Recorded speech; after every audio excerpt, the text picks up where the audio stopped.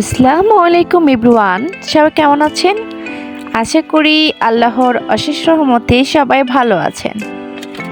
শীতের সকালে ধোঁয়া ওঠা খুদের চালের চাপটি দিয়ে মুরগির হাত পা বা লটপটি যে নামে চিনেন না কেন, এটা দিয়ে খেতে কিন্তু অনেক মজা লাগে।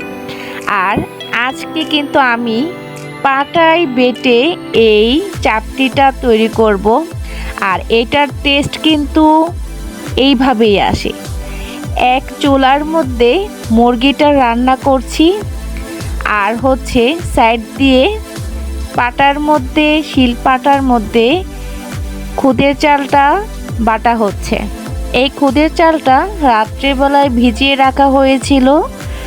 এটা হচ্ছে গ্রাম থেকে আনা খুদের চাল, তার সাথে কিছু আতপ চাল মিক্স করে ভিজানো হয়েছে। আর এখন জাস্ট বেটে নেওয়া হচ্ছে।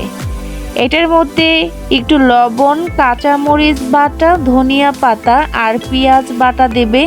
আর কিছুই অ্যাড হবে না, জাস্ট তাওয়াটা গরম করি, আমরা মুরগিটা হলেই গরম গরম খাবো। আর এই শিলপাটায় বেটে চাপটি খাওয়ার মজা কিন্তু মনে হয় দ্বিগুণ হয়ে যায়। কি বললেন আপনারা? আমার মতো কে কে এই খাবারটা খেতে ভালোবাসেন অবশ্যই কিন্তু কমেন্ট সেকশনে গিয়ে জানাবেন। আমার কিন্তু মুরগিটা হয়ে গিয়েছে, মানে মুরগির লটপটিটা রান্না হয়েছে। আর আমাদের বাটাপাটিও প্রায় শেষের দিকে। এখন জাস্ট বাটা থেকে ওঠানো হচ্ছে। এই যে এখানে কিন্তু অনেকগুলো অলরেডি বাটা হয়ে গিয়েছে। এখন এটা আরেকটা বাটা দেওয়া হবে যাতে একটু আঠালো ভাবটা থাকে। আর লাসাটা না ধরলে নাকি আম্মু বলছিল চাপটিটা খেতে সেরকম ভালো লাগে না। যাই হোক, আমি তো আসলে এই আইডিয়াগুলো ওরকম জানি না।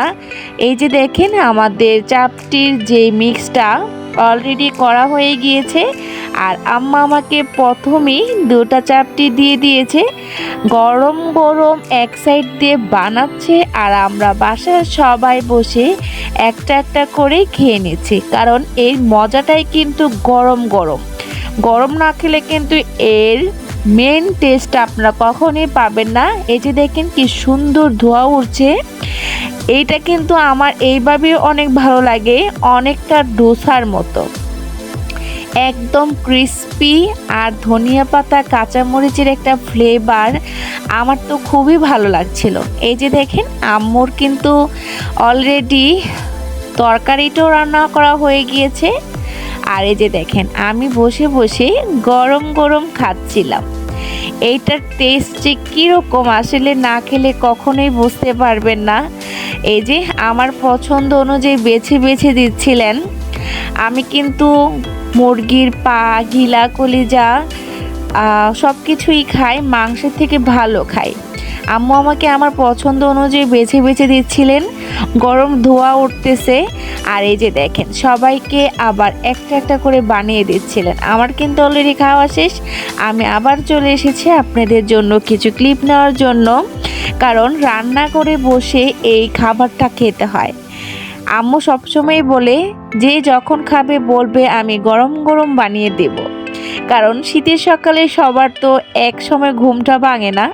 আমাদের বাসায় যে যখন ওঠে তখনই আম্মু গরম গরম আমাদেরকে বানিয়ে দেয়, আর আমরা বসে বসে রান্না করে খাই। যাই হোক, আজকে আমাদের এই ছোটোখাটো আয়োজনটি আপনাদের কেমন লাগলো? যদি ভালো লেগে থাকে অবশ্যই কিন্তু জানাবেন। আর আমার চ্যানেলে যারা নতুন অবশ্যই চ্যানেলটিকে তোমরা লাইক, কমেন্ট, শেয়ার করবে এবং সাবস্ক্রাইব করে দেবে। সবাই ভালো থাকবেন। আল্লাহ হাফেজ।